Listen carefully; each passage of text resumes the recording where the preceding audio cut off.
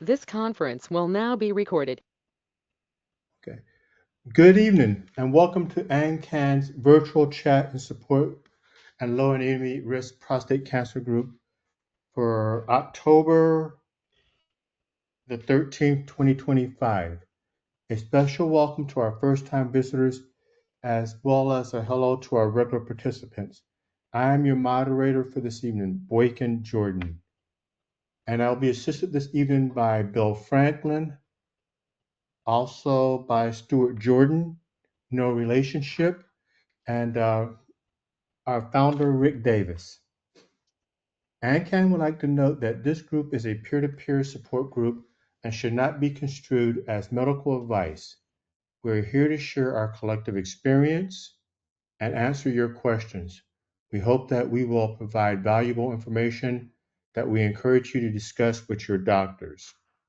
Before we begin, AnCan would like to thank our sponsors for all of our prostate cancer virtual support groups.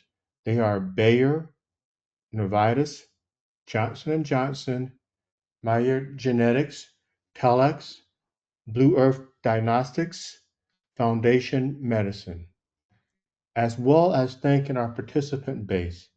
If you would like to support AnCan, please visit our website at www.ancan.org. At AnCan, we have multiple prostate cancer groups for our attendees. We have a group that focuses on active surveillance for those who are considering or have opted to postpone or avoid treatment. Tonight's group, which addresses those with low or intermediate risks that are planning for or have had treatment. We do not address recurrence in this group and instead invite people to join our high risk, recurrent, and advanced prostate cancer group. We also have special groups for veterans and men under 60, and we have tonight with us moderators from those other two groups I just mentioned, both the veterans as well as the active surveillance. So we have everything covered. With that, I'd like to go ahead. One more, Boykin. Starting tomorrow, we have a gay and bi men's group as well. Oh, yes. Okay. And you just heard it, so I won't repeat it, guys. We have gay and bi prostate, and it's tomorrow night. Okay. With that, we're going to go ahead and get started. And Larry King, we will start with you. Can you just give us a little bit about your background, name, age, where you live, or at least the state area, if you don't want to get too specific?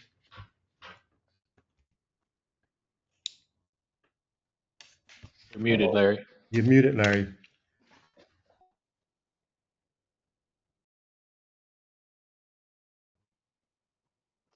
Larry, your computer is muted. You need to turn your see mic your hands on. went up. I tell you what, let's Larry, we'll come back to you, okay? He's good now. He's good. Never mind. Okay. So Yeah, hey, sorry Larry, about that. I just want no to say worries. welcome. Thanks for having me. A special thanks and shout out to Jim and Rick for their patience, encouragement, and just giving me a lot of information and inviting me to the group. My name is Larry King. No, no relation. 6 cousins to that guy. As you can imagine, I've been hearing it all my life, my adult life. So I'm pretty comfortable with it. I'm 5 heart surgeries prior to this diagnosis, bypass, double bypass, single bypass, um, several, 3 stents. So I have an extensive heart history background. Been medically disabled through chronic asthma and have been dealing with that now for about 14 years. Um, by the grace of God, I'm still here and pretty functional. Um, Blood work happens pretty regularly in my case, diabetic, some cholesterol challenges, that sort of thing. So I'm frequent blood work.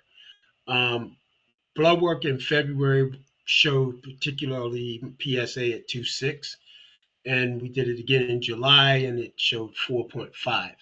at that point, I began the process of getting attention. So I had the physical examination, which was nothing present. The next recommendation was an MRI. I did that, and my understanding is there's three numbers in that. I was a 3 or less. They say good. Everything looks fine. 4 or 5, we need to consider taking the next step. So it was a 4, and the next step was the biopsy. Had 13 samples. Of the 13, 5 were showed to be um, high risk or cancer, and I'm scheduled for my follow up with my doctor on um, on the 17th. What raised my concern was that in my uh, in my appointment with the PA to discuss the findings, I was explained everything, and I was given two solutions.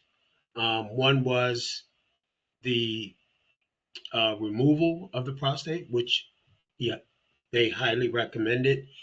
The benefit with that was removal, and the benefit was I get a second chance in the event that it comes back, that it could be treated.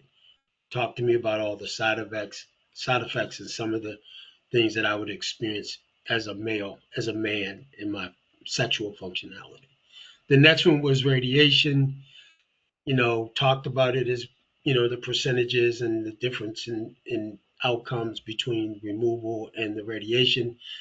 But if I chose the radiation track then or path, then I would not really have an opportunity at second chance should it reoccur. That, I'm sure you guys can imagine, really kind of rocked me into thinking I only really have one solution to this. Okay. So, Larry, let me pause you right there because we're going to talk about these things, but let me back you up because we normally have some questions we ask. okay. And I let you go because you was knocking off a lot of them, but I want to kind of back up and make sure we have the full story from our perspective before we start asking you a bunch of questions or making a bunch of assumptions in our head as a group. Okay. So what was your PSA? You told us 4.5. I got that. I know your Gleason group had a 4. You told us that, I think. You told us about the MRI. So How if many can I interject, Boykin? Yes. So Larry, I wasn't clear on was your MRI, the 4 you told us, was that a Pi-RADS score, or was Yes, that that was a Pi-RADS score of that was your 4. Pi-RADS score? I'm sorry. My Gleason was a 7. Okay. Threes on the front and 4s on the +4. 3 plus Okay, 3 4. plus 3 4. plus 4. So specifically, there were 2 3+3s, and 3 3+4s, with one of the 3.4s being at 40%. For the Did 4. it mention how big the Right. core was with the 40% of the cancer? I'm looking at that Gleason score 3.4 prostate issue. It So may mention it. I just it may not might be know. at the back, Larry. Sometimes they put the length of the cores at the back, but they sometimes will give you, sometimes not. But when Larry found me, I can't even remember how that happened. I think it might have been from Jim. I'm not sure. Phil But David. I mean Phil Beelan. Phil Beelan. okay, when Larry came to me, I told him that he may possibly be a candidate for active surveillance. So he should come to this group this week and also the active surveillance group this week.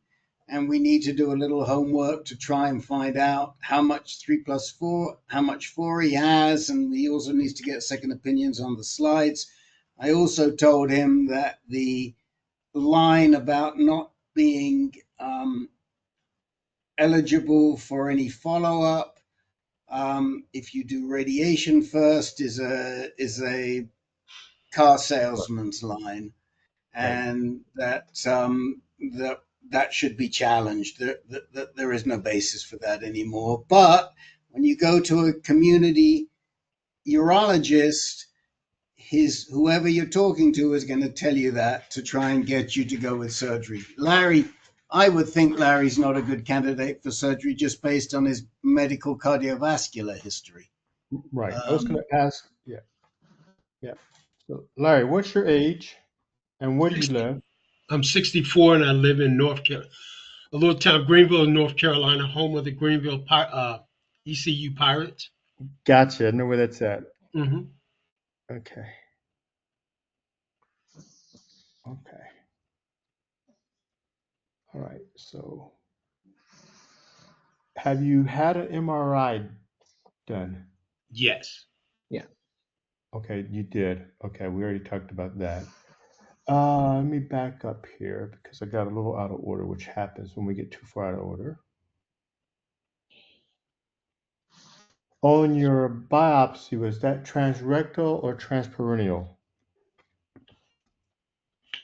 What kind of biopsy did you have?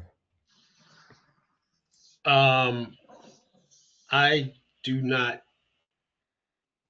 Did they go through your Back end? rectum to do the Right. biopsy, or did they make an incision between It your says a perennial invasion. transperineal? Okay. Transperineal. Okay. No. I think what he's saying, pereneural invasion. Yeah, Perineural. I'm Okay. sorry. Through my Okay. So you Right. probably had When they did, had a transrectal. right. So Right. I think it was a transrectal. I believe I asked the same question. When they did that biopsy, did they put your feet up in the stirrups or did they do it through your rectum? through my rectum. There Okay. you go. That's what we're asking. Thank you. And what is that referred to as? Transrectal. Transrectal. Yeah. Right. So there's two ways they can do the biopsy: transrectal and transperineal. Okay. Okay. Thank you. So have you had a second opinion on your biopsy slides? I'm sure this has probably already been asked. No, I have not. Okay. So we'll talk about that. What about, have you had any PET scans? No. Okay. All right.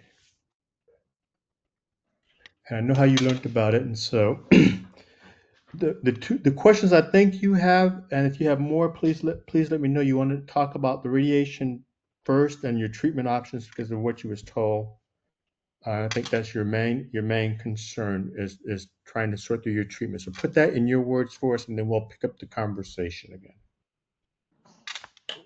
Yes. Well, when given the two options, my first thought was, well, let's remove it. But I was, you know, based on being told that I don't get a second shot at it if it comes back, that was kind of what I was leaning towards. And then I had a discussion with Phil Beelan, who is also a part of this group. I think um, he's the one that referred me to Jim, and Jim referred me to Rick.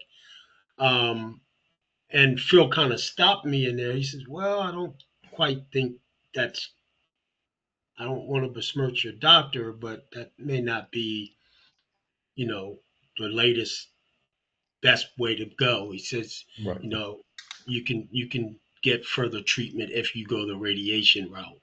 And he gave me his case where he had it in 04 with radiation, and then he came back in 2024 and had radiation treatment again. And so that kind of rocked me because I felt, I trust my medical people, and why was I not being given the full? Right. So, right. I think, okay, let's talk about that one first a little bit. So, without a doubt, you can do radiation first.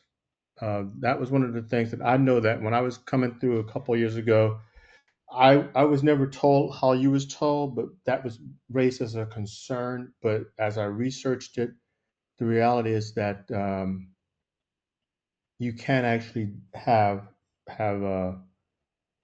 radiation first from a treatment option. But the bigger question that I think is probably lingering in everybody's mind is, are you really getting good standard of care? Because we would always back up and say the first step is, before you even get to those treatment type decisions, is to back up and get a second opinion on, on your biopsies. And that's why we ask kind of where you're at to kind of get a feel for what medical system you're in. Formerly Vidant Medical Okay. System was purchased by the University, East Carolina University, about a year and a half ago, if I'm not mistaken. And I haven't had any, my, my level of confidence, just based on friends, is not very high, but with this group, Mhm. but I don't have anything else to weigh it against other than other people's. Um, I haven't had any major surgeries or anything there. Yeah. All right. Okay. So I'm gonna quit talking because I see Stuart has his hand up, and so Stuart, go ahead.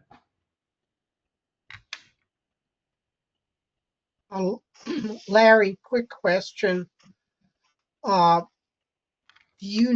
Was your biopsy a targeted biopsy where they used the MRI to target, or was it random? I honestly don't know the distinction between the two. All I know is I had the MRI, and based on the number that came back from the MRI, they said we probably want to do a deeper dive and do a biopsy. So what I mean, if so, the process was they went in through my rectum and they, as they say, they took clips, and it was 13 of these Right. tissue samples that they took. What how that's defined or described, I don't know beyond that. Sometimes that's it. Sometimes it's mentioned in the biopsy report. It mentions the MRI guiding the selection of where they're going to take the prostate samples. But yeah, I gotta urge, and didn't mean to step on you, Stuart, but I gotta urge you to get a second opinion also. Right. And in the chat window, as Boykin mentioned, at the top is pinned a note with two individuals that we rely on for second opinions. They're both very highly regarded. Dr. Epstein is one of the he's probably one of the best pathologists in the country as far as prostate cancer.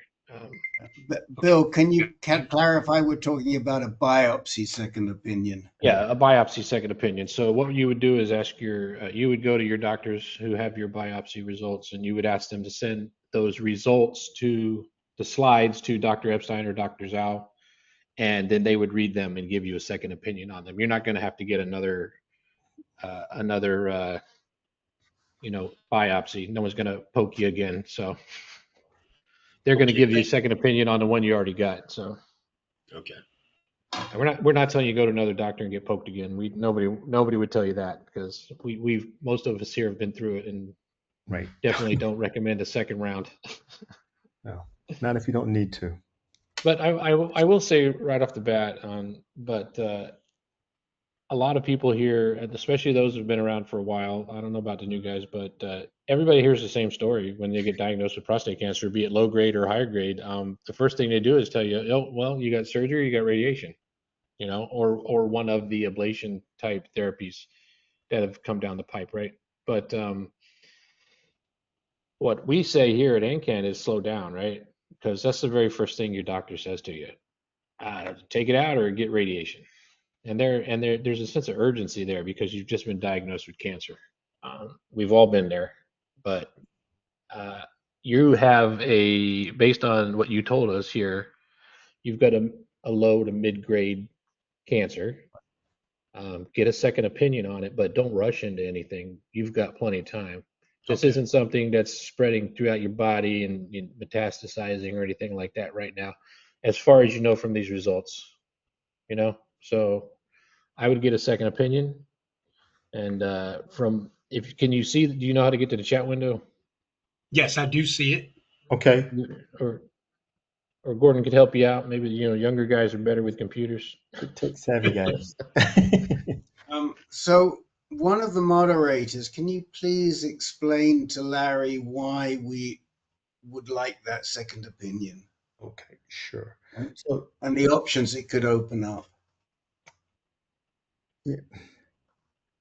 So the big key to it, Larry, is that the reason why you want to get a second opinion is that it could change the readings from what you got, which in turn could actually change the treatment decisions you would make.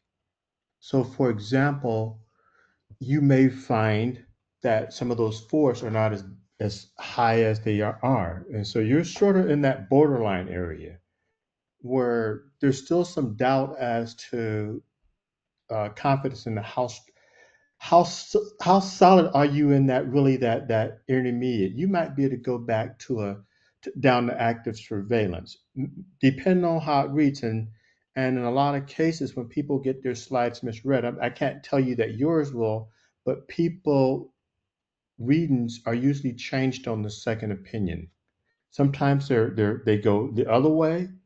Sometimes they go down. That's why we encourage you to get a second opinion. The other thing is that it gives you a chance to also, in my mind, make a more informed decision, and also to be able to share with when you start talking to your rest of your healthcare team. It gives you a chance to make a more informed decision because I have comorbidities just like you, and that's what I really kind of valued is the fact that now I'm fully armed to have with, in my case, kidney reps that I could talk with them and get guidance on. So I think that's the real reasons why, in a nutshell, the second opinion is that it may change the underlying premise of this first reading based on what you've told us so far. Which Oh, and that was the other thing. When I got the from the blood work the 4.5, they also diagnosed that there was a stage 3 kidney um, disease. Just wanted I didn't know what the impact of relation is, but I just wanted to share that as well. right? No, I understand. Right? Yeah, yeah, yeah. And it's not uncommon for men our age to have other comorbidities that also have to be factored into their decision making process.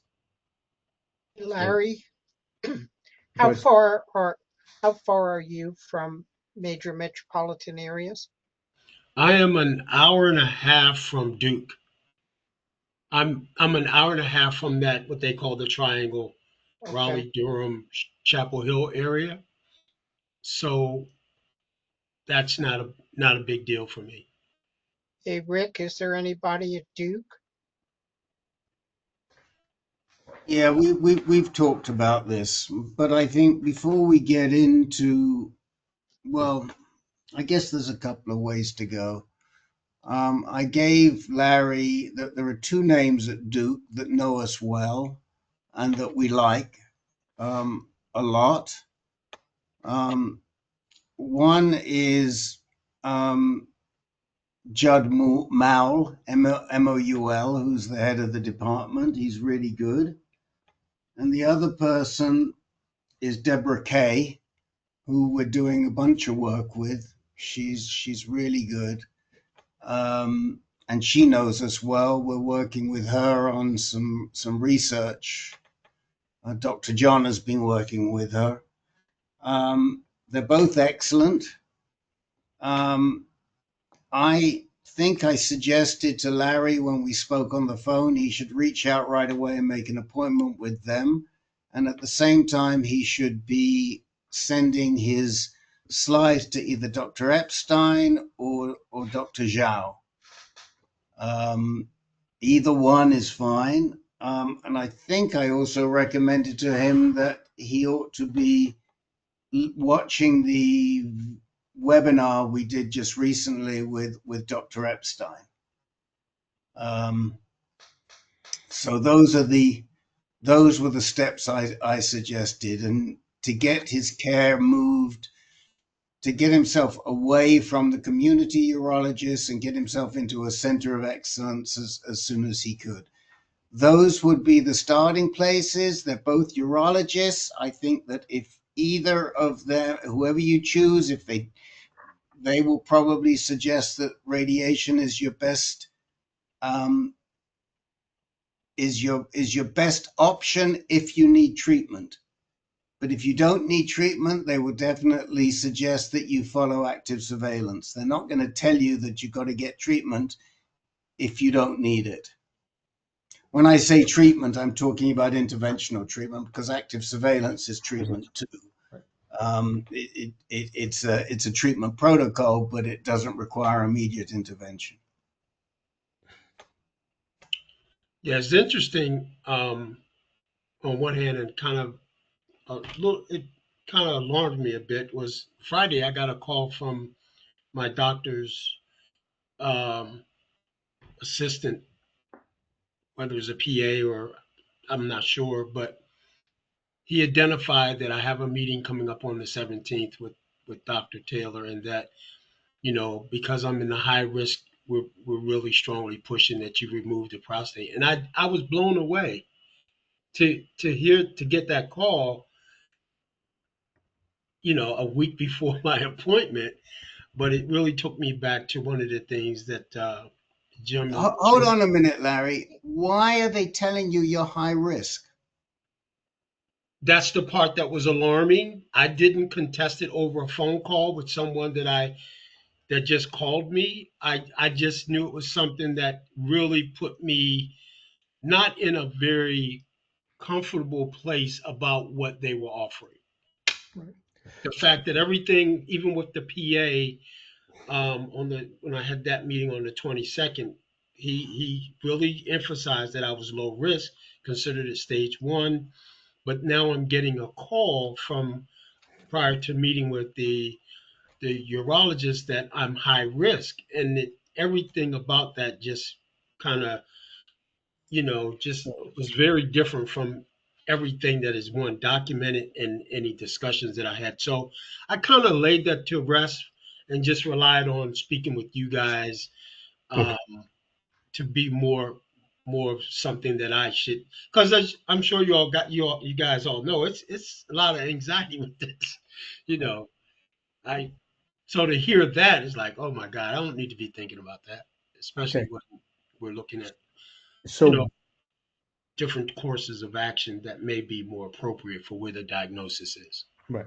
So Bill in Virginia has a question, and then Larry, we're going to move on. Okay. Think Gotcha. we got your stuff covered. Bill, go ahead. Larry, do you think it could be because of the heart surgeries and the kidney issues you mentioned, that's why they're thinking that it's high risk? They never mentioned any supporting information other than that it was just high risk. Yeah, But and Bill, that wouldn't be right, because when we, in the context of a urologist saying high risk, it's always taken in the context of urology and not comorbidities. So if they're telling him he's high risk based on his comorbidities, that's not professional. They can talk about his comorbidities, but when they're talking high risk, they're talking high risk, low risk, intermediate risk from the standpoint of his prostate cancer rating. Right. So, okay. Nick has a question. Go ahead, Nick. I don't mean to argue with you guys about this, but I'm thinking that Larry, the high risk that was opinionated to you was based on your Pi-RADS rating of 4, and that just means that you had a high risk that you may have cancer, and therefore you should have a biopsy.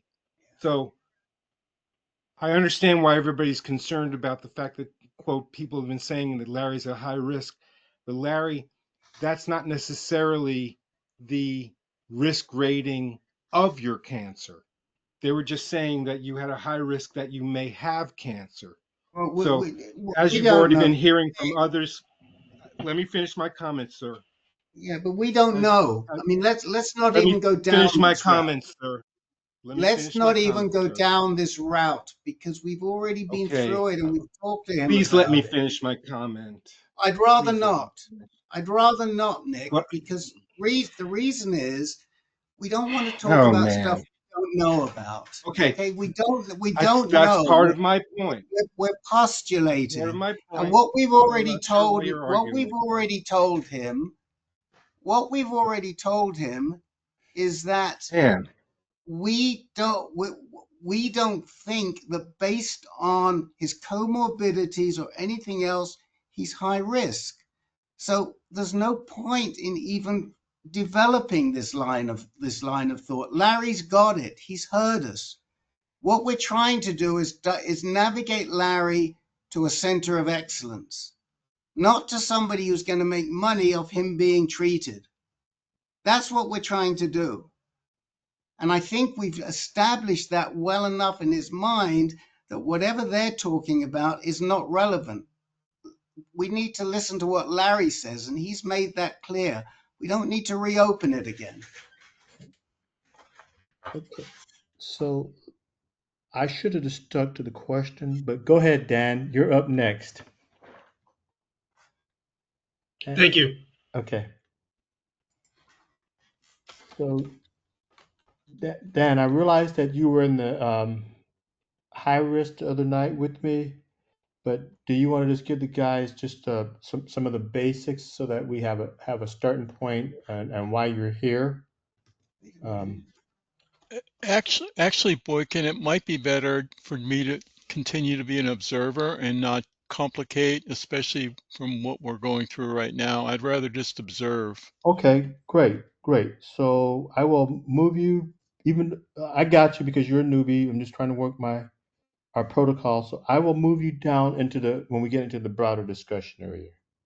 Okay, thank you, Dan. I just want to make sure that you get some time to do this group and meet this group as well. Okay, so Larry, Flopland, I hope I said that correctly. Yes, Hi. hi. Thank you. Okay, That's correct. thank you. Thank you. Yeah, so Thanks, John. welcome to Lower Intermediate. Can I get your age and your location? Yes, I'm 68 and I live just outside Chicago. Okay, great. So what was your PSA? About a year ago, October last year, I had a general physical. My PSA had gone to 3.75. So my doctor said he wanted me to be rechecked in 6 months. He didn't like the fact that it had been climbing over the years. Around 2019, it was about 2. So over 4 or 5 years, it had climbed more or less doubled. So in May, I went and had a PSA score done, and it was 4.3, and he recommended an MRI. So the MRI was done in May or June. It came back with a probable tumor and a Pi-RADS score of 3.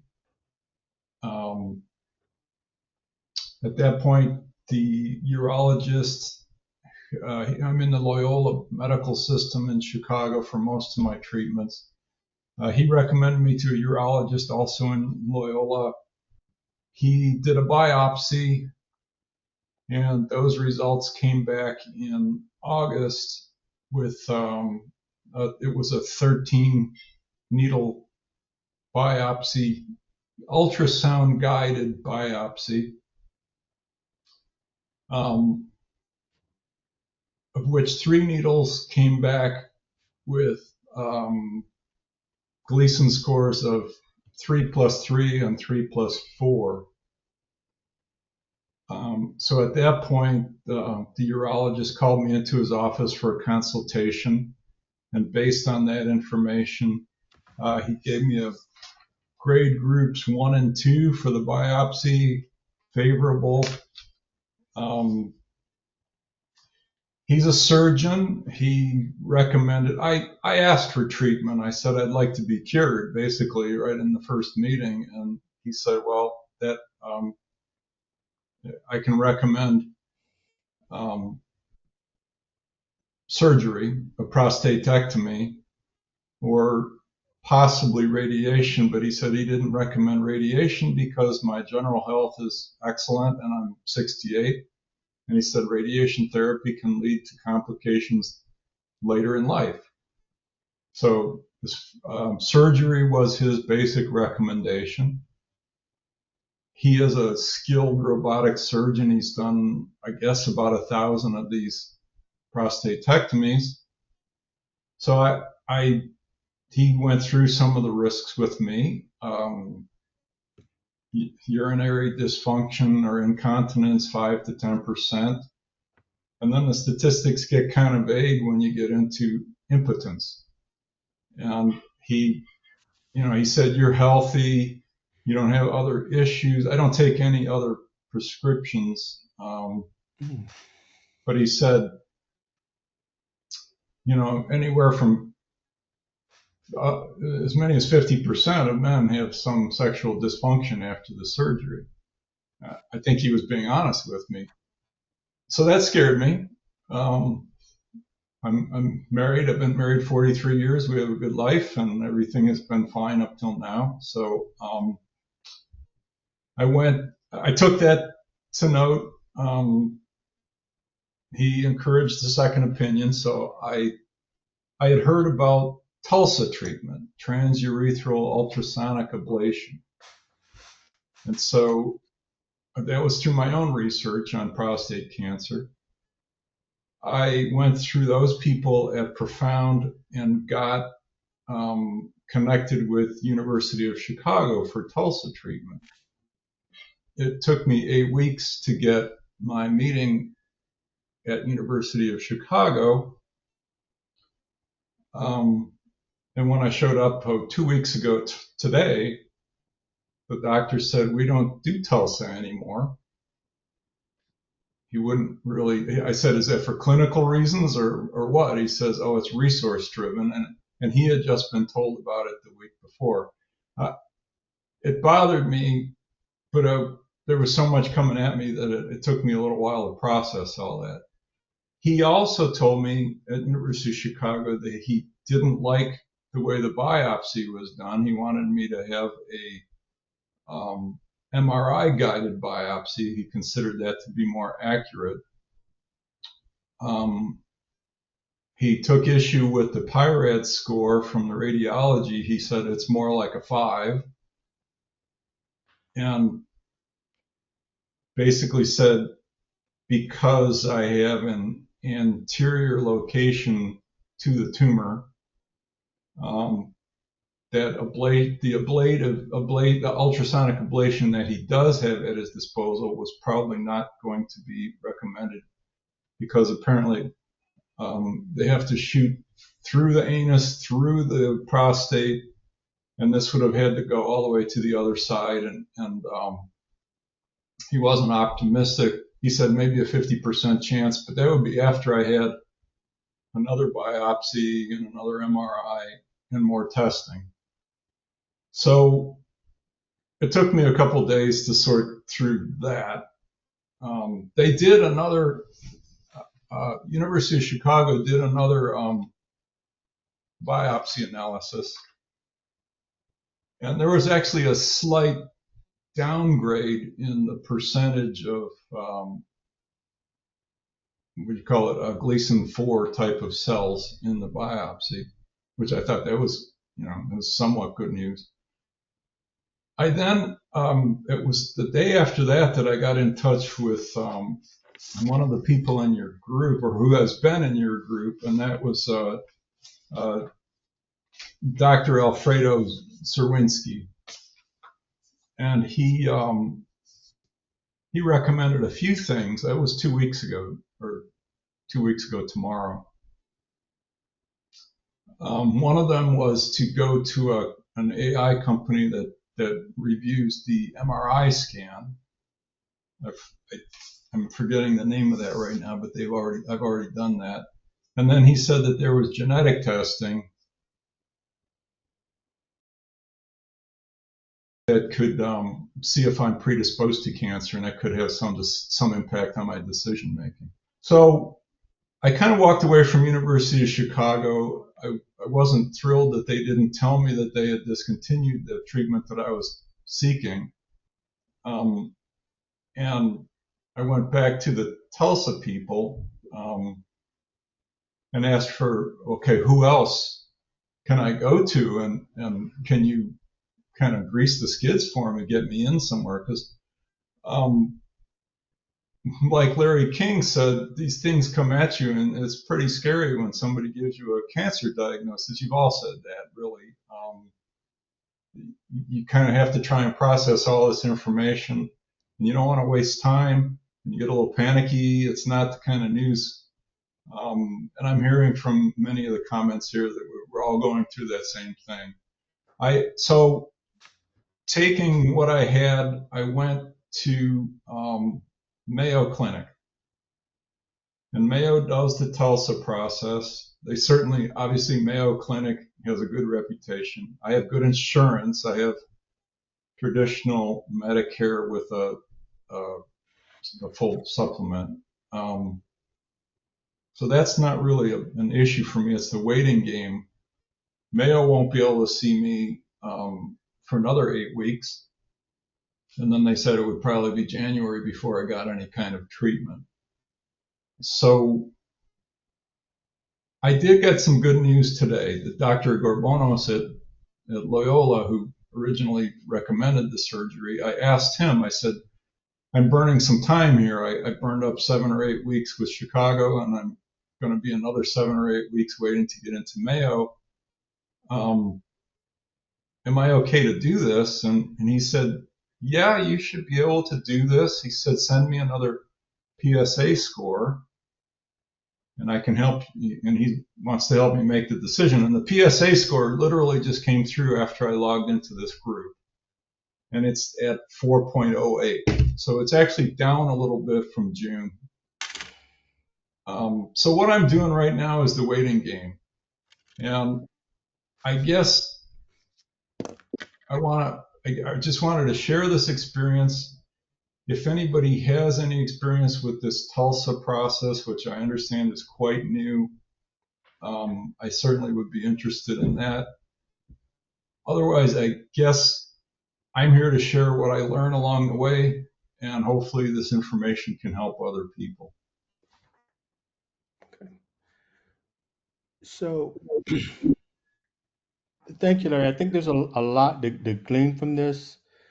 But one of the things I hear in you is just some anxiety. And I don't know if you know about our Men Speaking Freely group. No, I'm not aware of that. Okay. So we have a Men Speaking Freely group that meets on the first and third Thursdays at 8 p.m. And we'll put that in the chat at 8 p.m. and we'll get that information out to you. Great, thank you. But that's in the Barnacles. It's in this same room that we're in now. Okay. Because a lot of what I hear in you is besides the health concerns, is the trend I heard, the theme I heard was just the anxiety of waiting and the rush. And that group is a better suited group to talk about that. Okay. The other thing that before we even kind of get started and digging any deeper is for you to consider our active surveillance group as well. And I'm kind of suggested, even though I'm not the expert, but I think they can also talk to you because you haven't had your slides read a second time, it sounds like, and you've already kind of focused in on a treatment. But you may not actually need to do a treatment yet, like that. Active surveillance is a treatment, but I don't know if you're informed enough, even though you've done a lot of self-education in this one area, that I think talking to other guys in the active surveillance may also benefit you. Okay. And so I just wanted to say that the slides were reviewed a second time at University of Chicago. Okay, your biopsies have been reviewed a second time at the University of Chicago. Okay. And they weren't The result was not radically different. If anything, it was slightly better, slightly less severe in terms of the percentage of.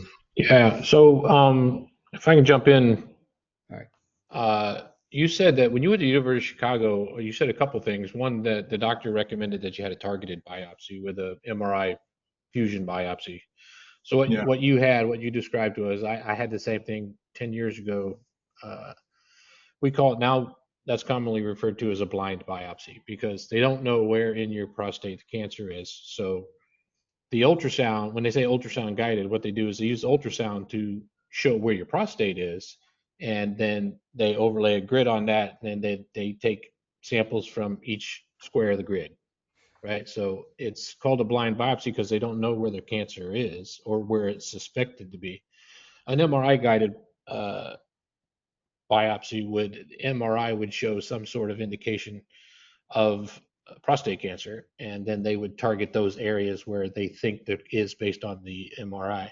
But you did say you had a Pi-RADS, so you had an MRI, right? Yes, the Pi-RADS from the first MRI was that radiologist said it was a Pi-RADS 3. Okay. The doctor at University of Chicago who looked at the MRI in his office while I was there said, "Oh, that's more like a 5." And he put it in his report as a 5. And then when I sent the MRI to the AI screening company, they came back and said it was a 4. So all over the place, huh? all over the place, yeah. What AI screening company did you use? Yeah, I was hoping you weren't going to have. I'll have to look that up. I can put it in my notes. That's fine. That's fine. I was just curious. Yeah, they sent me back. The result was pretty impressive. Did you so the doctor that looked at your MRI in Chicago and then upgraded your Pi-RADS score, was he a radiologist? No, I don't know. He was a urologist and a oncologist. Okay. So it was his opinion, but he's not a radiologist. As far as I mean, I personally here Rick does a radiologist. Who gives the Pi-RADS score? Radiologist, right? Yeah, a radiologist will give it, but a urologist a urological oncologist, especially if he's good and if he's at somewhere like U of C, is able to read it. So he can most certainly disagree. Was it Prostate ID that you got your second opinion from? Yes, it was. And Prostate ID, I think, Eric, don't they give an opinion on the Pi-RADS score as well? I'm not sure. Or do they just color code it in that their color codes reflect the Pi-RADS score? Yeah, sorry. Yeah, sorry. Let Eric speak, and then we'll come back to you, Larry. Go ahead, Eric. Yeah, they have a more refined Pi-RADS score because it's like a value. So instead of 1 to 5, it's like 0 to 100. Okay, and then and you can compare that 0 to 100 to Pi-RADS 1 through 5. Yes. There are sections. Yeah, I'm gonna pull up mine just to double check. But right. So, Larry, what Pi-RADS score equivalent did you get on the Prostate ID? So I had 2 4s and a 5. The 2 4s were 72.5, and the 5 was 74. So I don't know where the scale is, but maybe jumping after 73 or 74 jumps to a Pi-RADS 5.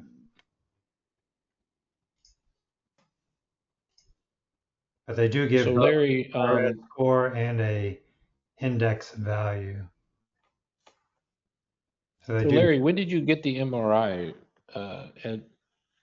Before or after the biopsy? The MRI was done before the biopsy. Okay, yeah. So yeah, that MRI could have been used to guide the biopsy if the doctor you're at did fusion biopsies. If they don't, in my opinion, knowing what I know now, I'd go to different doctor. Right.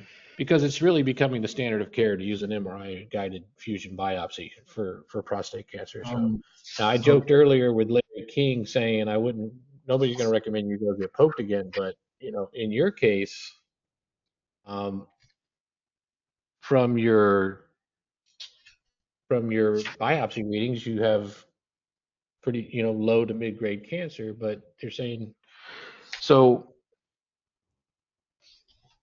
I don't know why the guy was upgrading your Pi-RADS score on the reading. So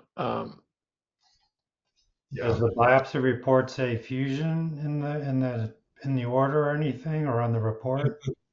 I'm looking through it right now, and I don't see that word in here. I'm pretty sure he told me that it was going to be with ultrasonic, but he did have the benefit of looking at the MRI before he started the biopsy. Let me sort of try and give Larry some direction here. If you have not had a full fusion biopsy, I think anyone in this room who has any knowledge would say to you, you've got to get a fusion biopsy before you proceed. Fusion biopsy is a biopsy based on an MRI. Okay. Because you had an MRI and because you had a biopsy may not necessarily mean the two are used together. We think they are. We thought in Larry King's case they were. Stuart raised the issue, were they? I would have thought in Larry's case, because he didn't see a bunch of different doctors. In a situation where we're seeing multiple doctors, we don't know. And what gives us cause for real concern here is that the surgeon at the University of Chicago said you did not get a fusion targeted biopsy, as I understood it from what you said. Is that correct, or did he say something different, Larry? It's certainly, based on his comments, his lack of confidence in the accuracy of the biopsy, it's implied that it wasn't the highest, the best, most accurate biopsy. Okay. So I think that's true. That I guess it would have been a fine biopsy. You need to establish, I think it's really important in your case, you need to go back and you need to ask him specifically, are you telling me I didn't get a fusion biopsy? Or call you don't have to do that. Call the doctor who gave you the biopsy. Is that the doctor in Loyola that you've been talking to? Yes. Call the doctor in Loyola and say, was this a fusion biopsy? Did you overlay the MRI? Because there's another version. Eric will tell us what it is, because I forget the name of it. This isn't really my area. I usually am doing more advanced stuff. But Eric, what's the name of that biopsy where they look at it and they sort of take the impression and then they go stick? What do they call that? Cognitive fusion. Cognitive fusion. So it's basically in your head. You look at one screen and you look at the ultrasound and you kind of guess where the needle's going. Right. There's no overlay. So if your guy at Loyola says, I gave you a cognitive fusion, don't argue with him. Just figure that you're going to have to start all over again. I hate to tell you this, but we've had enough guys that have been through it before and gone through it again. If you come to the active surveillance group on Wednesday, you'll hear guys who will tell you they started over. Yeah. They came to this group. We had the same discussion with them, but in the active surveillance portion, and they started over. So the very first thing that you've got to do is establish what type of biopsy you had. And if it was anything less than a full fusion where they literally overlay the image from the MRI on top of the ultrasound image, and they base where they're poking on that, you would need to start over. And what I would say is figure that one out, then come back to us, either the active surveillance or to this group in 2 weeks, and then we can start navigating you and talk to you about treatment. We are not big on any type of focal treatment. Is the TULSA-PRO treatment that you're talking about, are you planning on that being for the whole of the prostate, or are you looking at that being just for areas of the prostate? But I believe it would be for areas, but I haven't got that deeply into the consultation yet, because at Chicago they said, "Oh, we're not doing that anymore," and that was it. That was All the right, end of the conversation. but you're at Mayo. Yeah, Yeah, but you've gone to Mayo because you're still looking for it. So it's still in your mind that maybe the TULSA-PRO is the right thing. I yes, suspect what happened at Chicago is that the people booking the appointments didn't know, yeah, and the surgeon only just found out, and you just got caught in an unfortunate time. I'm not oh, sure I would really hammer U of C, but I'm an alum, so I have a yeah, bias. So I have to. yeah. I have to declare that. I have to declare the bias. My only fault with them is that Yes. they should have maybe helped me a little bit to. I couldn't get a referral. I've asked for a referral, and so far this 2 weeks now they haven't given me a referral. So I'm a little bit peeved, but I'm not hopeless. But backing up a little bit, Rick. There was a term that I just saw, and maybe this means something to the group. The operation was called a transperineal uronav, URONAV, prostate needle biopsy. I don't know what uronav means. If that might clarify whether it was guided or not. So the biopsy you had was a transperineal uronav. Yes. Does that mean anything to you? Yeah, it means a lot. It means that, I mean, I'm not sure about the uronav, and Eric is nodding, so he knows. But yes, if it was transperineal, it was uronav. You don't necessarily need an MRI. Eric, talk about your transperineal uronav. I just double checked online. Uronav biopsy is an advanced MRI ultrasound fusion biopsy procedure. Okay.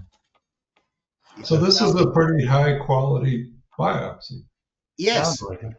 And I'm not sure what who was the urological oncologist you saw at U of C? Well, that was Dr. Sidana, and Yeah.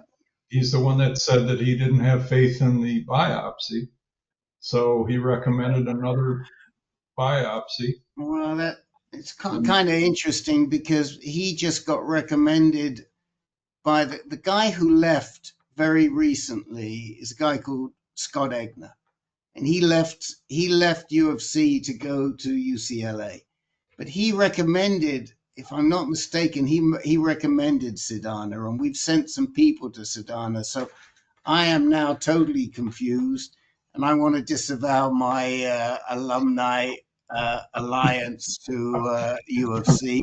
But seriously, I don't know what's going on. I think that we've got to get, unless he's not familiar with the uronav process, but that doesn't make sense. I don't know, and that's why. Well, a couple reasons. I was rattled by. It took me a couple hours for the whole thing to sink in what had just happened. That's when I went back to first at Tulsa people and then up to Mayo. And I'm starting this process with Mayo. I feel like if Mayo doesn't like my biopsy, they'll probably have me go through another one. And I don't, I'm okay with that. I don't care if that's what they need to do. But it is confusing. We're not big Mayo fans, I'll tell you, for a whole bunch of reasons.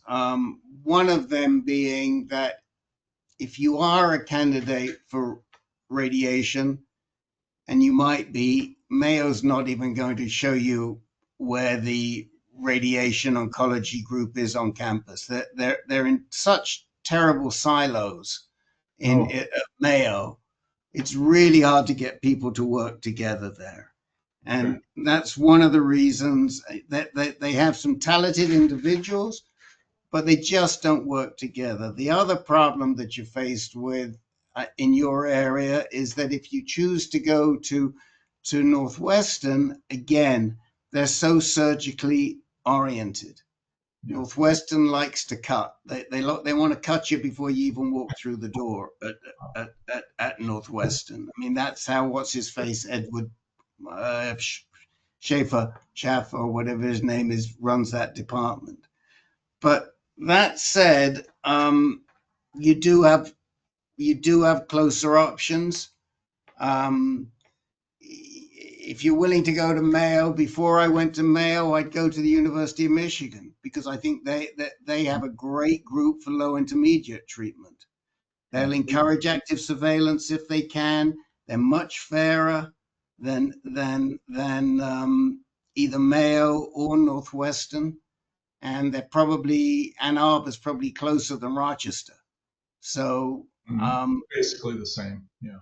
The same. Okay. Well, that's probably where we would navigate you, but I think we've got to try and understand what you're going through. I've just put a webinar in the chat window that Larry Klotz did for us back in September of 2023, 2 years ago, where he talks about who's suitable for focal therapy. Now, as you probably know, Klotz is the guy who developed TULSA-PRO. And he talks about TULSA-PRO in that webinar.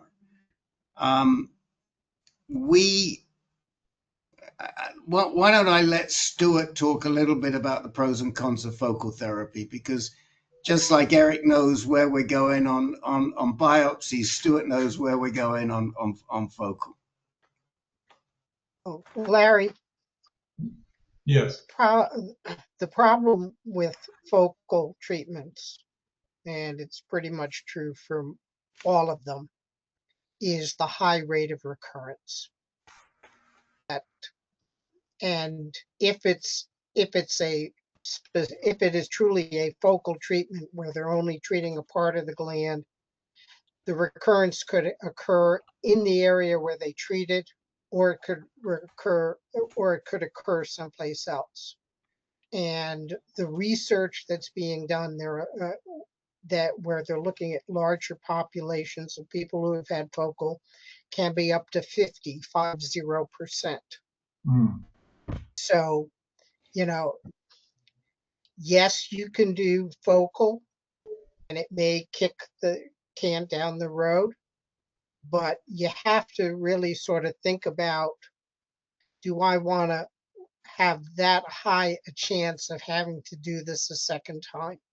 They can, but, and I was in your seat a little over a year ago, and it was the recurrence statistics that ultimately scared me away from just doing a simple focal treatment. And because everybody who gets treated, whether it's focal or is going to have side effects. And do you want to go through that process and go through months, and then, it could be 6 months, it could be 12 months, it could be 24 months later, you're back where you started. Yeah. So, it sounds nice, but it's not necessarily the magic solution. We had a guy who was in this group earlier who had TULSA, and he had recurrence. Yeah. So I would take a big step back, worry less about the technology, worry more about making sure you have a full understanding of your diagnosis. How many cores do you have that have 4 in it, and how much 4 do you have? Do you need to be treated? And then, if you get clear opinions on that, then you can start to make decisions about what feels best to you.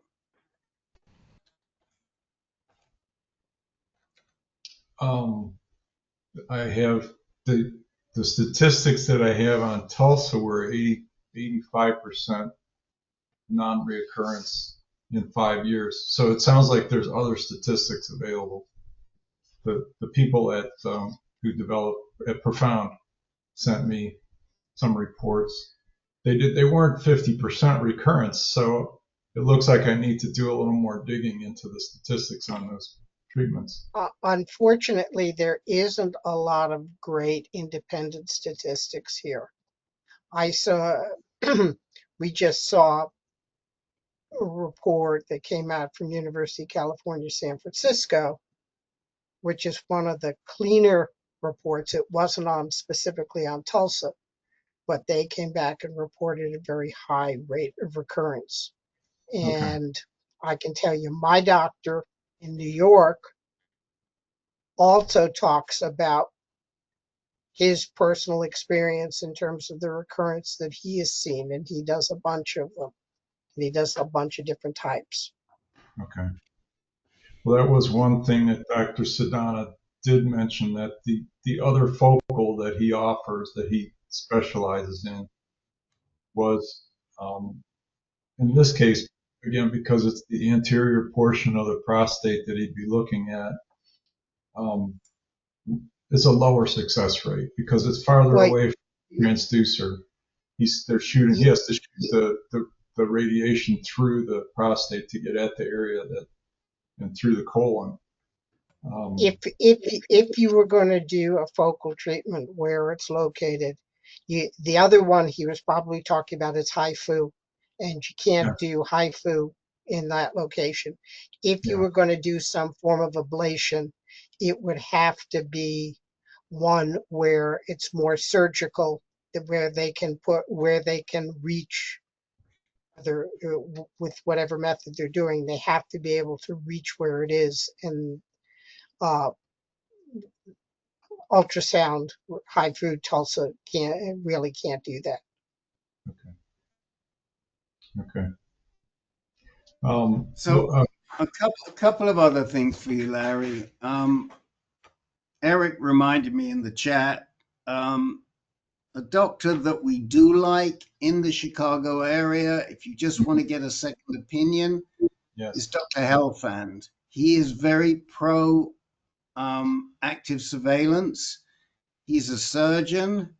I think he's pretty skeptical about focal therapy, except for the very right candidates, and there are very few people who are right. But if you're right, it can be an option.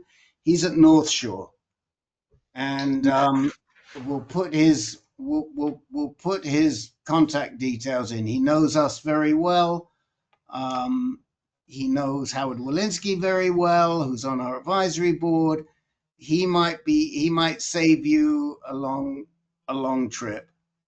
And he's going to talk to you realistically about whether you're a good candidate.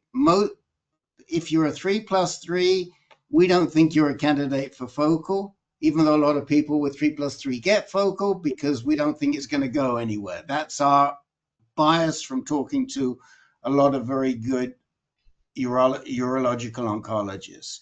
If you're a 3+4, there has to be very, very little 4 to make you a candidate for focal. Okay. So that's why we want to drill down. We also would say you need to get a proper reading of a second opinion of those biopsy slides. And that means going to either Dr. Epstein or Dr. Zhao, and they're pinned at the top. The second opinion reading from U of C just it's not good enough. That they don't have the eye. Unfortunately, second opinion biopsy readings are still based on the eye of the reader. And the only two guys that we trust in the United States right now, and probably globally, are Dr. Jonathan Epstein, and I just put further up there, I'll pin it as well, the webinar he did for us about 2 weeks ago, and Dr. Ming Zhao, who he trained. Both of those guys it's not expensive. It should be covered, but if it's not covered, it's not expensive. Both of them will talk to you about your slides. They'll talk to you about options. And I would say go through all of that first.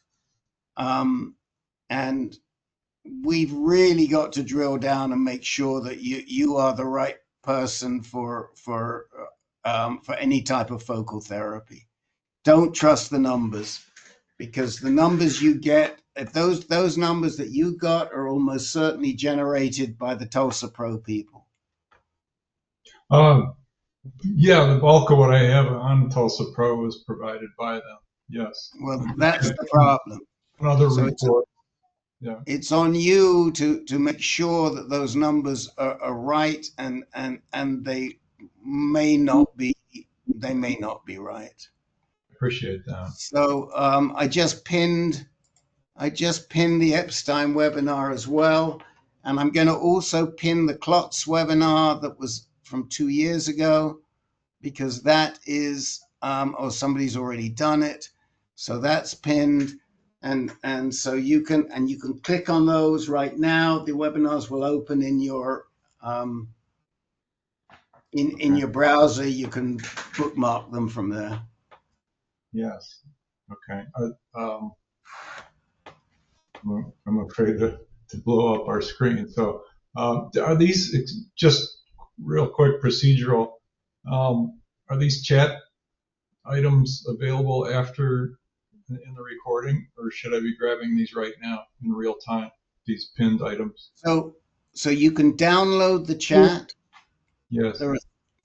You see where the pin is with the red dot on it at the top? Yes. Next to that are 3 vertical dots. And that allows you to download the chat messages, but you have to do that each time, updating it right the way through. If something comes up in 5 minutes, it won't be there. Okay, thank you. I usually like to put a reminder at the end of the meeting. Now's a good time to download the chat to get all the links and everything.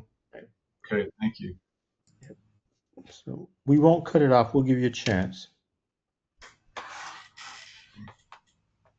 Okay, Larry, anything else? No, thank you, everyone. And I'll be sure to check in and share my progress with everyone. And if I can be helpful, let me know. Please come back. Absolutely. Please come back. Please come back.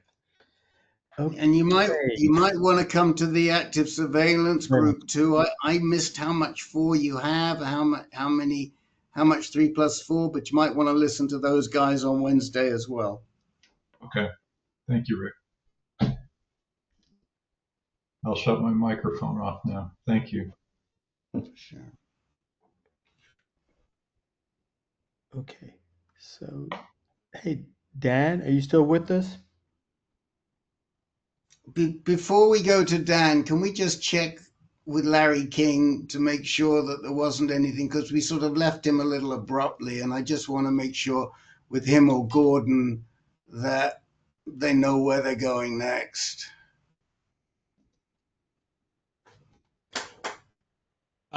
Thanks for that, Rick. Based on my next steps are to get a second opinion, and I have copied I've copied the doctor's information, Dr. Epstein's. Yeah, and then from there, I guess my meeting with the doctor on Friday. Is there any from this discussion? Is there anything that you would recommend or suggest I discuss with him or any at that meeting?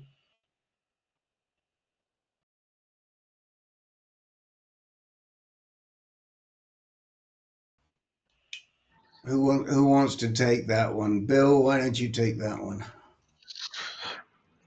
Actually, I was listening to something else, but you're going to get a second opinion, but you have a meeting on Friday. Is that what you said?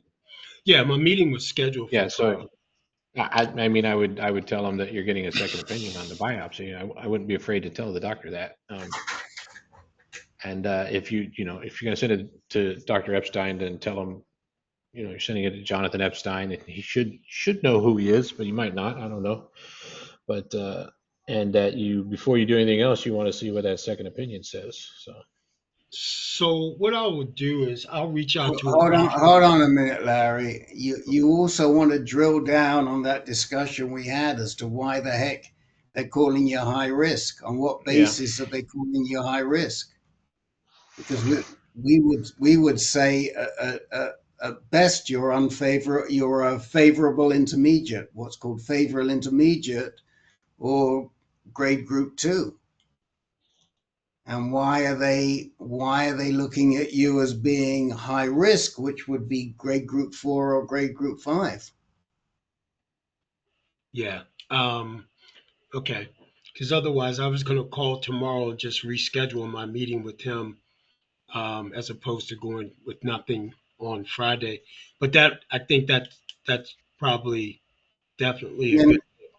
And then the other thing is, I try and get on the schedule of either Dr. Mal or Dr. K, and because ultimately that's where you want to be, as that's what we talked about last week. Let's try and get you to either Judd Mal or if he's too booked up,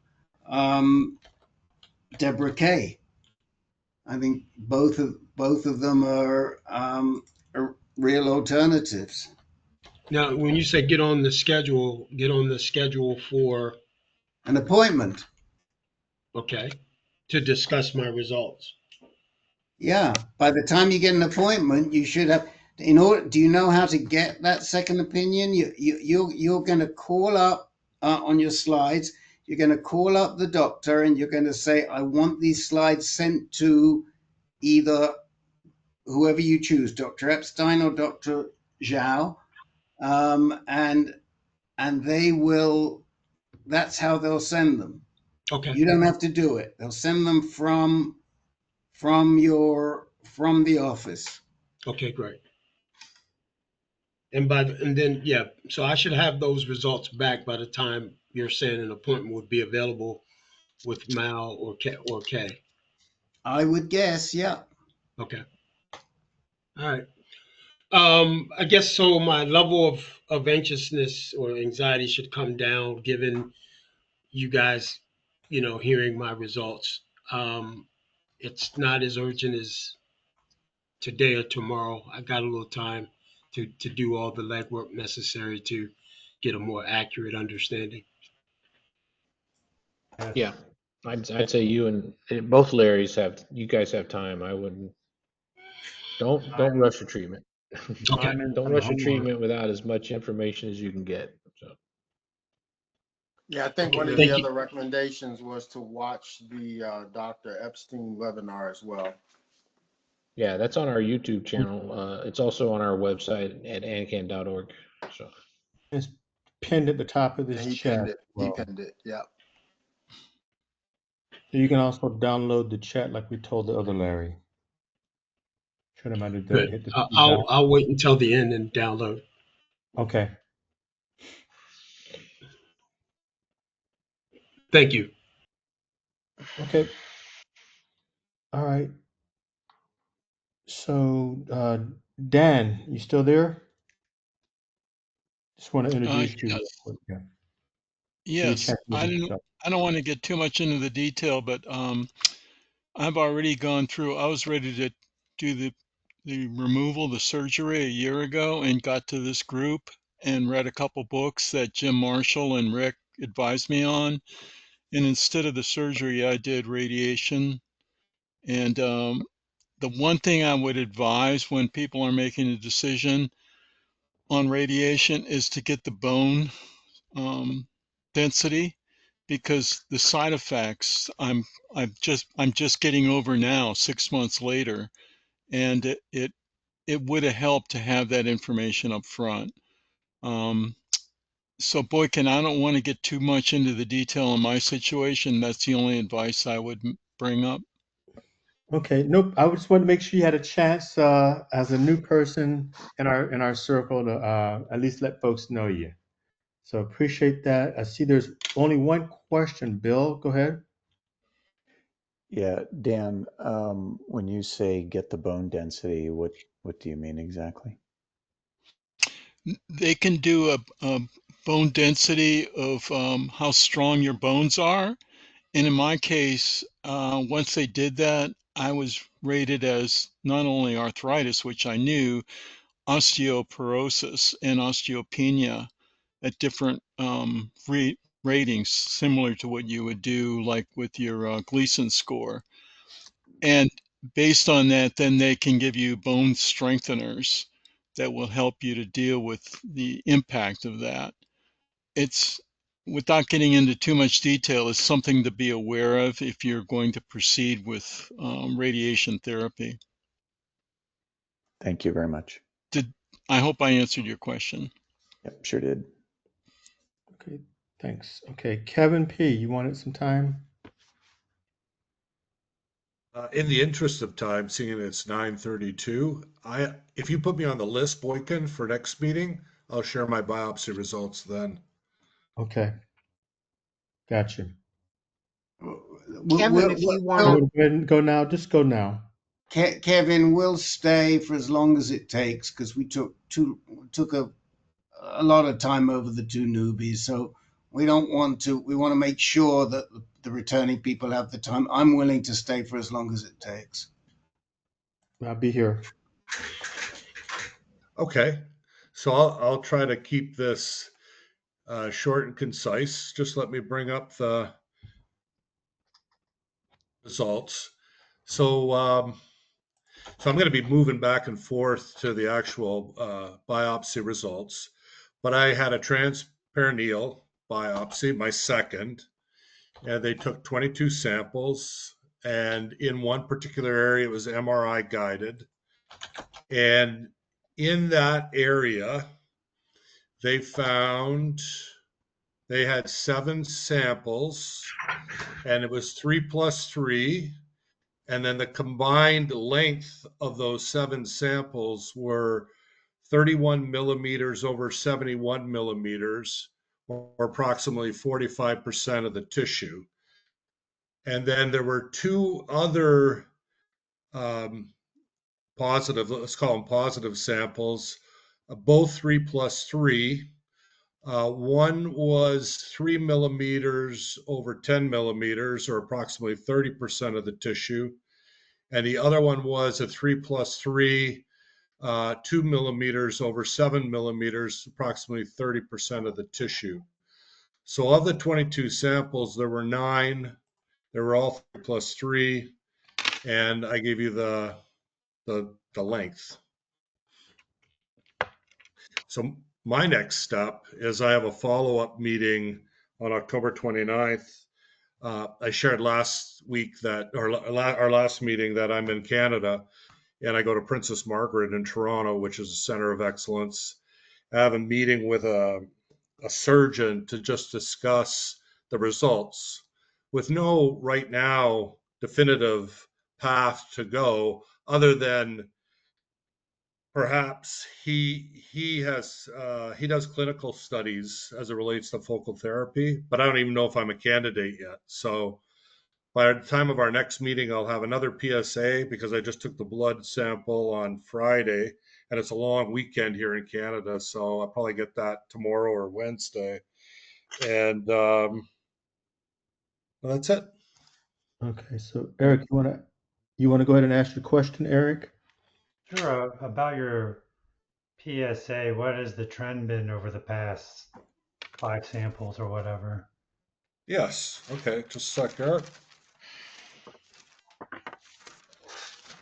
It sounds like you're all 3 plus 3, which is good. Which is good. Which is good. And again, the value of this group, and then latter part of last year, I sat in on the active surveillance. So my average PSA is 7.4. My prostate size is 162 cc's. So it's a big prostate, right? And PSA density is like 0.04. But I've had 6 PSAs since November of 2023. that range, the lowest being 696 and the highest being 86. And there really hasn't been, it's not been linear, it's just been kind of variable inside that band. Sounds pretty stable. Mm-hmm. I mean, it sounds like you could be active surveillance and not need any kind of treatment Right, based Eric. on no fours, but you could get a second opinion just to confirm that the latest biopsy is truly what it is. True, true. On the first biopsy, because of this group, I got a second opinion at Johns Hopkins. And in that biopsy in Arkansas, I did have 1 3+4. And the second opinion confirmed the 1 3+4. So there was like it pretty much confirmed everything. It was good to get the second opinion. And I'm certainly considering that with this, with these results. But right now, they're fresh. I just got them. Yeah, Kevin, how old did you say you were? 64. Yeah, if you had a previous 3+4 and none on this current biopsy, I would definitely urge you to get a second opinion just to be sure. Yeah. And the other thing, Kevin, I think is probably for the time being, you're probably better off in the active surveillance group. Okay. Because there is no clear indication for treatment. And so really the discussion that we want to have with you is how to make sure that you are in active surveillance. And Eric will be there on Wednesday. And if anybody is an expert on whether to stay in active surveillance or not, it's Eric. So that's really where I would say you're going to get the biggest bang for your buck from AnCan. Okay, Rick. I mean, when I was participating in the active surveillance, albeit it was probably like 6 meetings, they did make it clear that if you were going to seek treatment, that go to the low and intermediate. Right. And maybe right now, based on this second biopsy, why are you going to seek treatment? You're 3+3. That's my question. Klotz has told us, he's told Eric, 3+3, you don't need treatment. However much 3+3 you have.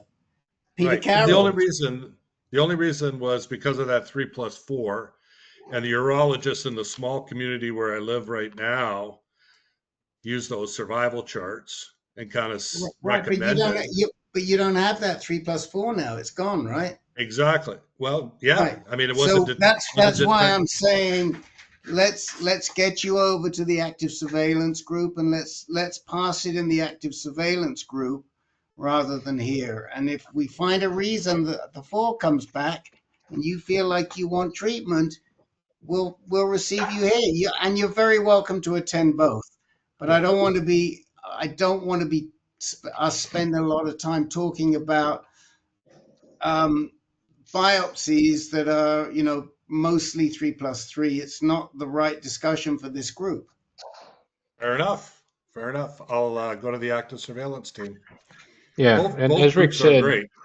Yeah, Kevin, as Rick said, feel free to come to any group and don't feel like we're kicking you out. You should be honored that we're kicking you out of this group because we think you should be in active surveillance. You should be in another group. Yes. There we go. I tell you, from my point of view, I had off the get-go, I had a higher grade cancer right off the bat anyway. But if I was a candidate for active surveillance, I would stay in active surveillance because that's the one that's going to guarantee you the continued quality of life that you have right now. Any treatment you seek, it doesn't matter what kind it is, a focal treatment, radiation, surgery, anything, just androgen deprivation therapy, anything that they offer you, changes their quality of life changing treatments, all of them. Right. Regardless of what any doctor tells you about side effects. We have the evidence in this group from talking to hundreds and hundreds, probably thousands of men over the years. No matter what treatment you get, it does something, and it's going to change some aspect of your quality of life. But if you're on active surveillance, it's the status quo, man. You're doing what you're used to. So. Okay, Bill. Thanks. You're welcome. You good, Kevin? Okay. David. Yeah, I just have a really quick practical question. As those of you who are on Medicare may know, and I believe it was mentioned in an AnCan newsletter, as of October 1st, Medicare has stopped covering the cost of televisits. This is a problem, especially for people who attend AnCan groups, because we're going for excellence, and that often means travel. And I've already been treated, but my radiation oncologist wants me to, every 3 or 4 months touch base with him. And, those are just quick 20-minute conversations, not worth getting on an airplane for and spending hundreds of dollars and flying all day just for that one meeting. Televisits would work perfectly, but Medicare isn't paying for them anymore.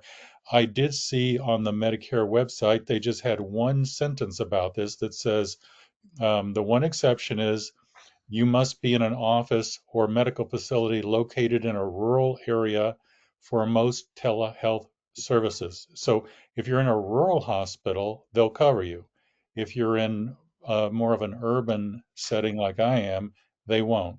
So that's literally all the information the Medicare website gave about this. So I got on ChatGTP and just asked it what the deal was, and it said, and that was actually quite informative.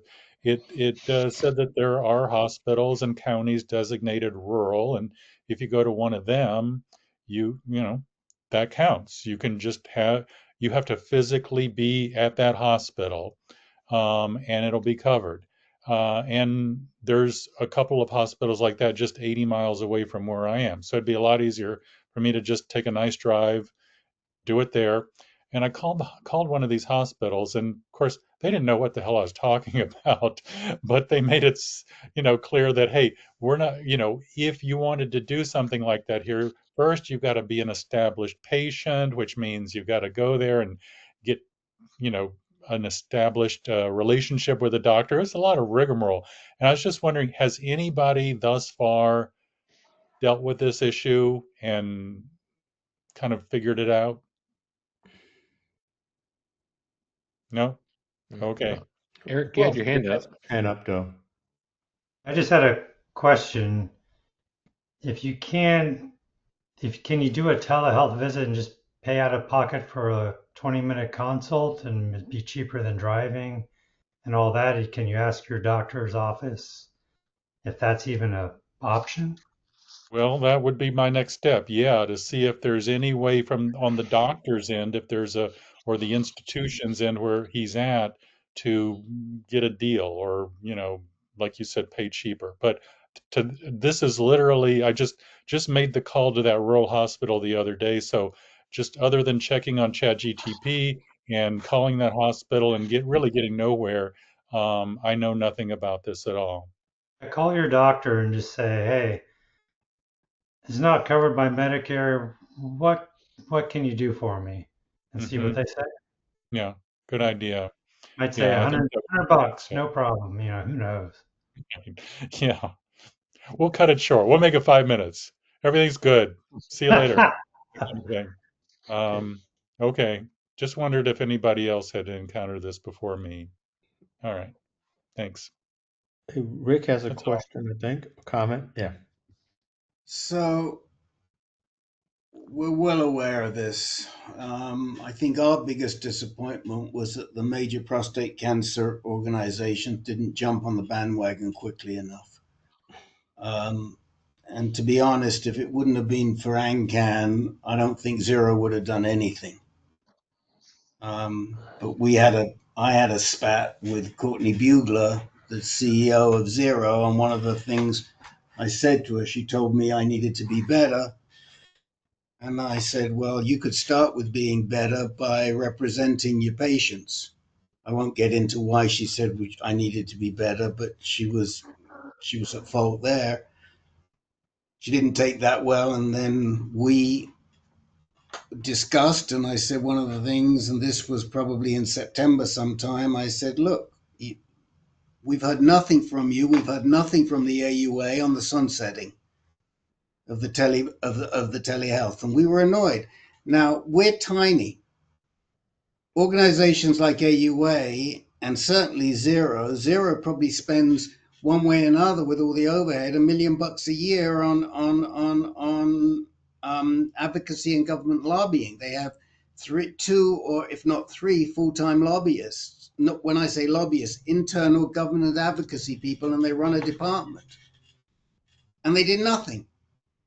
And we were waiting till September 30th, and finally, she said, we'll do something. And AUA sent us a letter and said, can you get quotes? This was on the Monday or the Tuesday, right, Bill? And they said, can you get quotes by Friday for us from people who are affected by telehealth? And we said, heck no. If you'd have asked us 2 weeks ago, we could have done it for you. We've got the people who talk to you about telehealth, but we're not gonna come back to you, the AUA, in 3 days. You wouldn't do this to a doctor, so why the heck are you doing it to a patient? And ask for that sort of turnaround. Mm-hmm. Now, there was a sign-up sheet that went to the Hill as a result of all of this, but it was a sign-up sheet for organizations, not for individuals, and we did sign on to that. And we feel very strongly it should not be discontinued. At the same time, it has been, except in rural areas. Where is your doc right now, David? Colorado. Okay. And this is the radiation oncologist that you went to see? Yes. Okay. So I don't know what the rules are in Colorado. I can tell you that in people in Oregon, they cannot have a conversation with a doc in California unless they're in California. Mm-hmm. Most docs. So I don't know what's been going on between you and your doctor in Colorado, but that is a consideration. What I would do, I'd shift my ongoing care to a doctor in Portland. Mm. And I would recommend you do that. You find a doctor at OHSU, a radiation oncologist who'll follow you. And I can tell you there's going to be some blockbuster GU news coming out of OHSU, I think any day. Good news or bad news? Good news. Okay. And it's news that's going to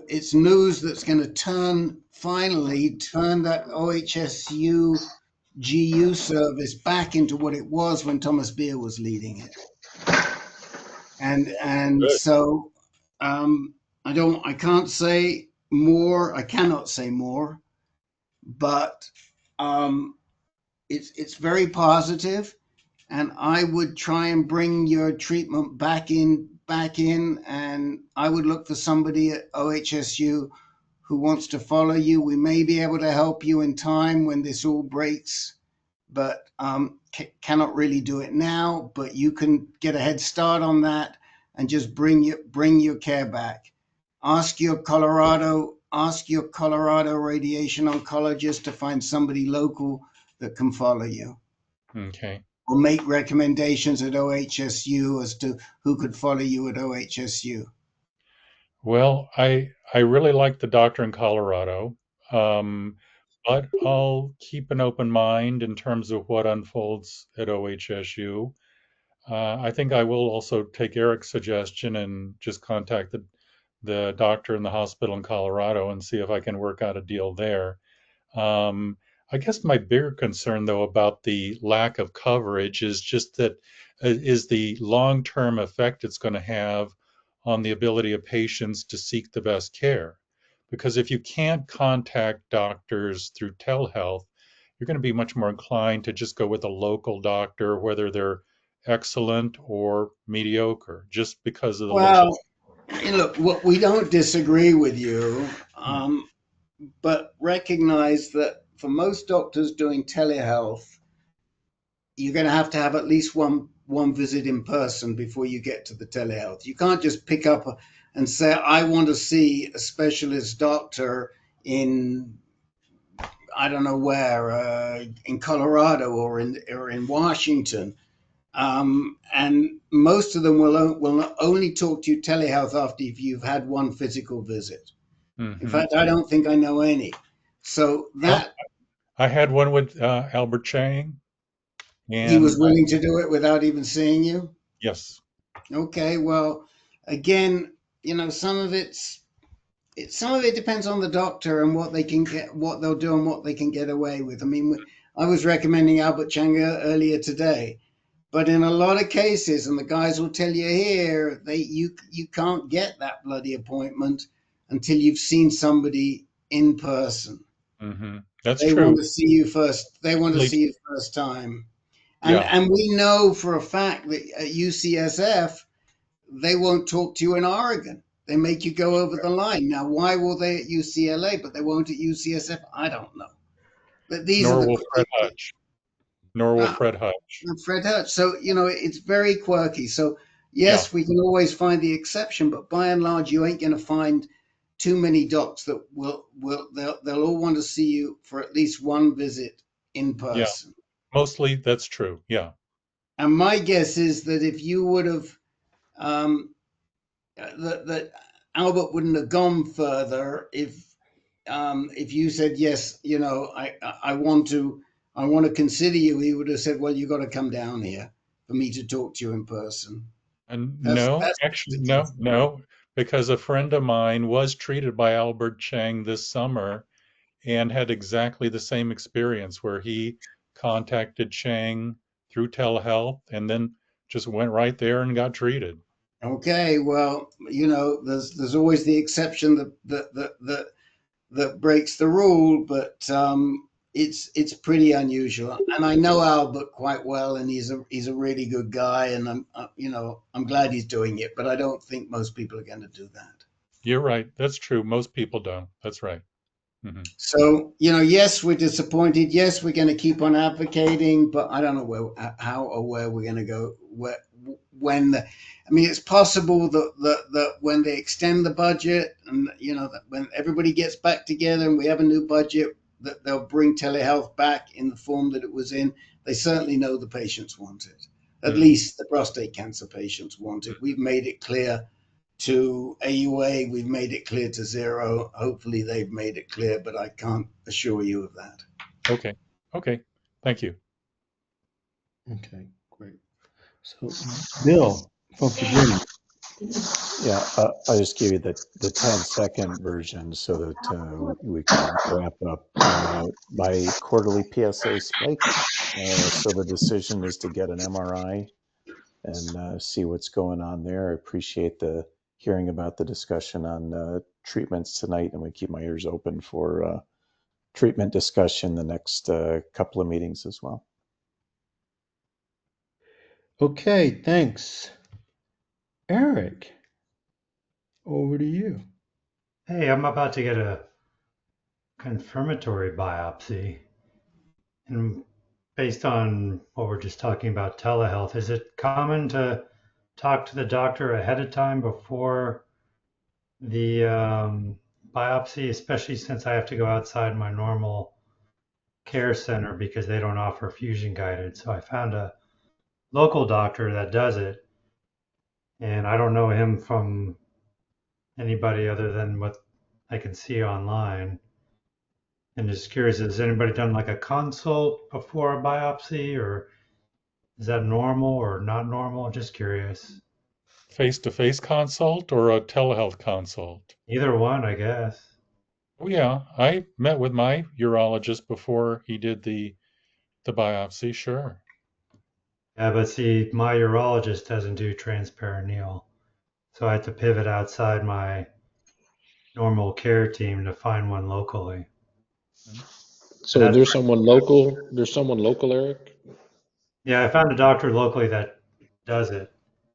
Yeah, it's not uncommon to meet with the doctor before, before a procedure. But my urologist was the one who did the biopsy anyway, so Okay. that was in office. So yeah, I wish I'd known about transperineal back then. I don't know if I don't even know when they started doing those, but mine was 10 years ago. So Dark Eric, Ages. Eric, what I would say to you is that your situation is very, very unusual. That in most cases, the urologist that you're with is the urologist that does the biopsy. Or it's a colleague of his who does the biopsy. So even when it's somebody wants a perineal, they'll refer them to somebody within the same system who can do a perineal. Just to be going out for a biopsy is rare. If it were me, I would meet with him because I would want to clarify with him your history because your case is so unusual. And I would want him to know exactly what you're looking for in this biopsy, that you want him to focus on this area which is pushing the wall, and you want to know, has it gone through the wall, and not just leave it up to him to decide when you're under the anesthetic, local or otherwise. So if it were me, I would make a point of going to see him to go through, quickly review your history and tell him why it is that you're doing what you're doing. Good point. Thank you. And don't schedule it for November 13th or 14th. Yes, dear. That's an inside joke with me and Eric, guys. Sorry. Yeah. Understood. Okay, guys, that's the complete list. Are there any alibis from anybody? Any Yes. Now is a good time to download the chat. download your? I was going to say that after the alibis. Sorry. I'm Okay, stealing your thunder. All right, and can the mods hold on just for a sec, please? sure. But we'll Okay, stop the recording. and we'll let folks download the chat. Okay.